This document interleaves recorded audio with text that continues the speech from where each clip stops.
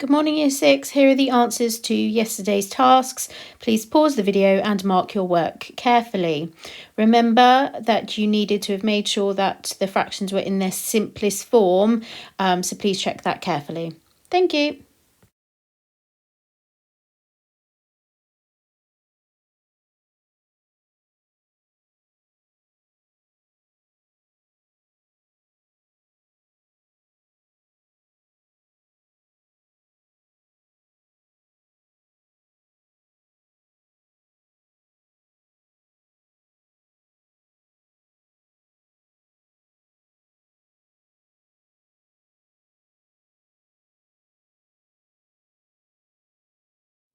Here are your Fluent at 5 questions for today. Once you've got your 5-minute timer ready, off you go.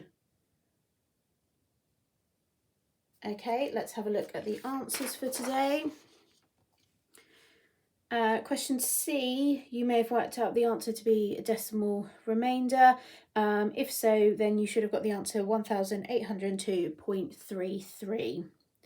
And finally, just remembering working out the percentage of an amount. Okay, if I wanted to work out 20%, I would first work out what 10% is by dividing 40 by 10, which is 4. And then obviously to get 20%, I would then times that amount by 2, giving me the answer of 8.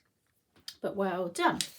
Right, today we are going to be focusing on recapping our learning on measurement. Okay, so there are two aspects that we're going to be looking at today. We're going to be recapping multiplying and dividing by 10, 100 or 1,000, and then some measurement conversions. Okay, so here just put a bit of a reminder of the different measurements. We've got weight, length and capacity. So weight is obviously how heavy something is, and weight we tend to measure in grams or kilograms, remembering that there is 1,000 grams in 1 kilogram. Length is the distance between 2 points, and there's a range of different measurements that we use for this, mainly millimeters, centimeters, meters and kilometers, remembering that 10 millimeters equals 1 centimeter, 100 centimeters is 1 meter, and 1,000 meters is 1 kilometer. And finally, capacity, the amount that something can hold, like a glass here, capacity is the amount of liquid that it can contain. Okay, and we tend to measure that in millilitres and litres, remembering that 1,000 millilitres is equivalent to 1 litre. So before we start looking at measurement conversions, okay, we're just going to recap some multiplying and dividing by 10, 100 and 1,000. Okay, I just want you to have a think first of all, what happens when we multiply by 10, 100 or 1,000? Okay, so if we imagine that we have the number 5 point, oh, you can't see my black pen there, but yeah, we've got a point there, for 7. Okay, what happens when we multiply that number by 10? What happens when we multiply that by 100, and what happens when we multiply it by 1,000? Okay, so when we multiply by 10, okay, the values all get 10 times bigger. Okay, so my 5 ones would get 10 times bigger and become 5 tens. My 4 tenths would get 10 times bigger, become 5 ones, and so on. Okay, 100 gets 100 times bigger, so my 5 ones would become 5 hundreds, and so on. And multiplying by 1,000 gets 1,000 times bigger, so actually my 5 ones would become 5,000s, which obviously isn't in my place value chart here, but it's just remembering that they do get that times bigger depending on what you're multiplying by. Okay, sometimes when we're multiplying by tens, hundreds and thousands, we're not necessarily given a straightforward calculation like multiplying by 10, 100 or 1,000. Okay, sometimes we might be given a calculation like 0.8 times 200. Okay, so there are two different methods that we looked at when we were in school on how we could solve this. Okay, yes, we could use a multiplication method. Okay, that is fine. The other way that we could do it is by kind of partitioning the number. okay, the number 200, okay, because I can partition that into 2 and then 100. Okay, so what I could do is break it down. So I've got 0.8 multiplied by 2 multiplied by 100. Okay, because doing 0.8 multiplied by 2, okay, I can do that mentally, whereas if I was doing 0.8 times 200 straight away, I might feel more confident using a written method.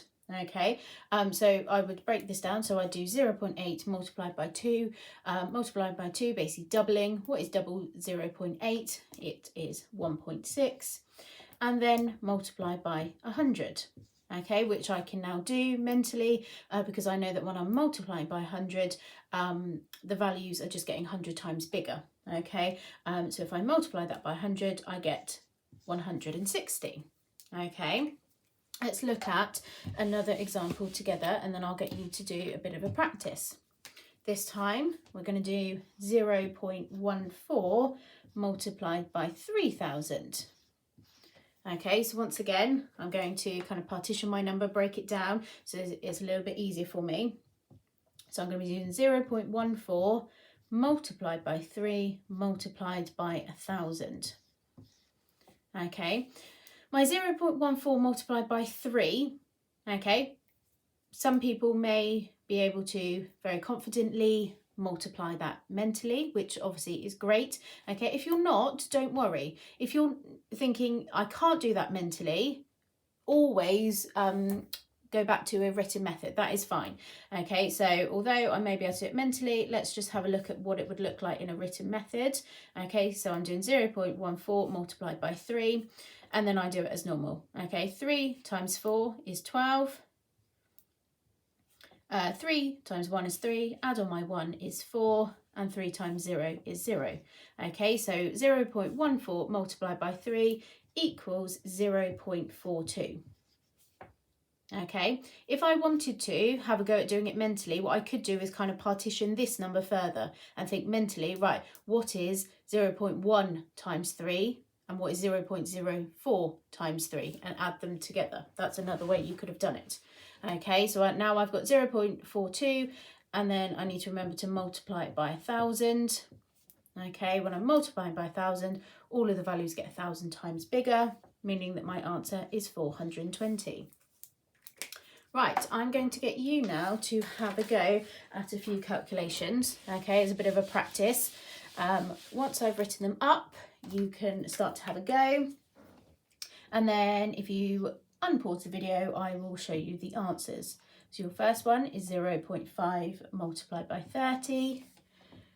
Your second one is 1.5 multiplied by 50.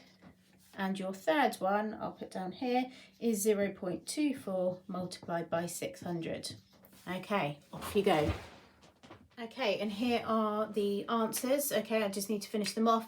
I've done the partitioning bit, so pause the video and just check that you got the same, and did the first part of the calculations. Okay, so here I ended up with 1.5 multiplied by 10, which hopefully you got the answer of 15. B, I got 7.5 multiplied by 10, which is 75. And finally C, 1.44 multiplied by 100. Okay, hopefully you got 144. If you did, well done. Okay, and then finally today we're going to be recapping converting measurements. So I've recorded the different conversions on the side here for length, weight and capacity. So please refer to these if you need to. So we're just going to have a look at this first question together, and then I'm going to get you to have a bit of a practice. So A and B here asks us to express in centimetres. So I've got 15.09 metres, and if I'm to express that in centimetres, okay, I need to recall this fact here. I know that 100 centimetres is equivalent to 1 metre. So if my measurement is in metres, to convert it into centimetres, what do I need to do? Okay, I need to multiply it by 100. Okay, so 15.09 multiplied by 100 would be 1,509 centimetres. Okay, and it's really important that we put that unit of measurement there.